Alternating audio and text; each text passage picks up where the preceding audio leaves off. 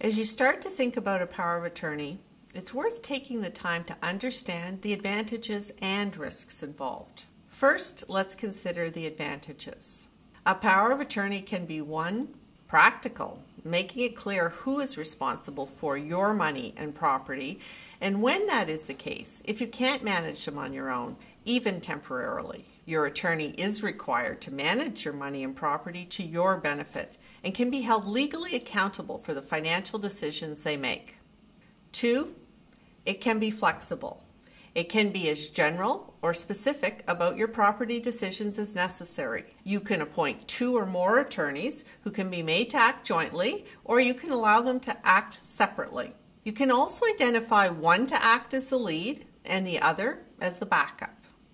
Three, it's convenient. It allows your affairs to be managed seamlessly if you are away or lose mental capacity to manage your finances, avoiding the need for a relative or other person to have to seek authority to manage your money and property through the government or the courts. Now the risks. 1. Theft and financial abuse. You can be vulnerable to financial abuse if the attorney you choose is not trustworthy, uses your money improperly for their own benefit, and makes decisions that are not to your benefit. 2. The power of attorney becomes out of date. If you do not regularly review and update the document, it may not reflect your current financial or personal situation. If your relationship with one or more of the attorneys has changed for the worse, it's crucial your documents be updated. 3. Potential conflict. If you have set up the attorney with two or more people who don't agree, this conflict can lead to delays, costs, and litigation.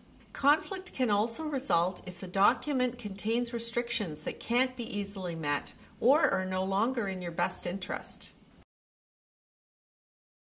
If you're planning to set up a power of attorney, take the time to get the right advice that will set up your attorney for success and allow them to successfully manage your affairs for your benefit. And also make sure you review things from time to time to be sure your documents reflect your current situation and meet your current needs.